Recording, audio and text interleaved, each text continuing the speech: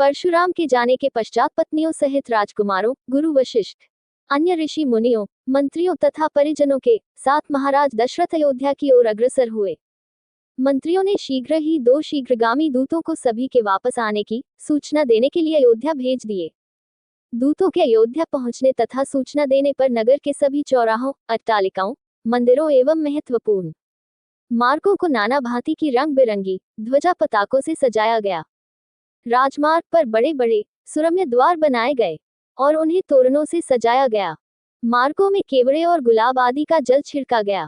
सुंदर चित्रों, मांगलिक प्रतीकों, वंदनवारों आदि से हाट बाजारों को भी बड़ी सुरुचि के साथ सजाया गया।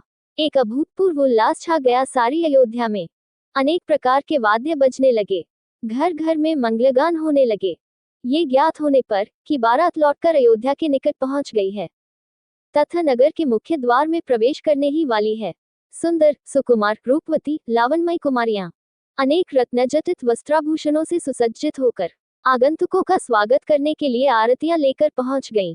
महाराज दशरथ और राजकुमारों के स्वर्णिम फूलों से सुसज्जित सोने के हौदे वाले हाथियों पर बैठकर नगर में प्रविष्ट होने पर चारों ओर उनकी जय जयकार होने लगी। ऊंची ऊंची अट्टालिकाओं पर बैठी हुई सुंदर सौभाग्यवती रमणियां उन पर पुष्प वर्षा करने लगी। अयोध्या की नववधुओं सीता, उर्मिला, मांडवी और श्रुतकीर्ति को देखने के लिए अट्टालिकाओं की खिड़कियां और छज्जे दर्शनोत्सुक युवतियों, कुमारियों से ही नहीं वरन प्रौढ़ाओं एवं वृद्धाओं से भी खचाखच भर गए। सवारी के राजप्रसाद में पहुंचने पर राजा दशरथ की समस्त रानियों ने द्वार पर आकर अपनी वधुओं की अगवानी की। महारानी कौशल्या, कैकेयी एवं सुमित्रा ने आगे बढ़कर बारी बारी से चारों वधुओं को अपने हृदय से लगाया और असंख्य हीरे मोती उन पर न्यौछावर करके उपस्थित याचकों में बांट दिए।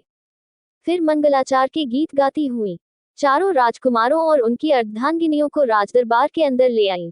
इस अपूर्व आनंद के अवसर पर महाराज दशरथ ने दानादि के लिए कोष के द्वार खोल दिए और मुक्त हस्त से नगरवासी ब्राह्मणों को भूमि, स्वर्ण, रजत, हीरे, मोती, रत्न, गौएं, वस्त्रादि दान में दिए।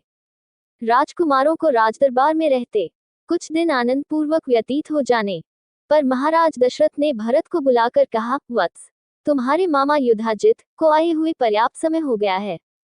तुम्हारे नाना नानी तुम्हें देखने के लिए आकुल हो रहे हैं, अतः तुम कुछ दिनों के लिए अपने ननिहाल चले जाओ। पिता के आदेशानुसार भरत और शत्रुघ्न ने अपनी माताओं तथा राम और लक्ष्मण से विदा लेकर अपने मामा युधाजित के साथ कैकेय देश के लिए प्रस्थान किया। राम ने अपने सौम्य स्वभाव, दयालुता और सदाचरण से न केवल अपने दरबार के निवासियों का बल्कि समस्त अयोध्यापुरी के स्त्री पुरुषों का हृदय जीत लिया था। वे सबकी आंखों के तारे थे और अत्यंत लोकप्रिय हो गए थे। परिवार के सदस्य उनकी विनयशीलता, मंत्रीगण उनकी नीति निपुणता, नगर निवासी उनके शील सौजन्य और सेवकगण उनकी उदारता का बखान करते नहीं थकते थे। इधर सीता के मधुभाषी स्वभाव, सास ससुर की सेवा, पतिव्रत धर्म आदि सद्गुणों ने भी सभी लोगों के मन को मोह लिया। नगर निवासी राम और सीता की युगल जोड़ी को देखकर अत्यंत प्रसन्न होते थे। उनके प्रेम और सद्व्यवहार की चर्चा घर घर में की जाती थी। दोस्तों, आगे की कथा सुनने के लिए अगला वीडियो जरूर देखें और वीडियो को लाइक करें, शेयर करें और यदि आप हमारे चैनल पर नए हो तो हमारे चैनल को सब्सक्राइब जरूर करें। धन्यवाद।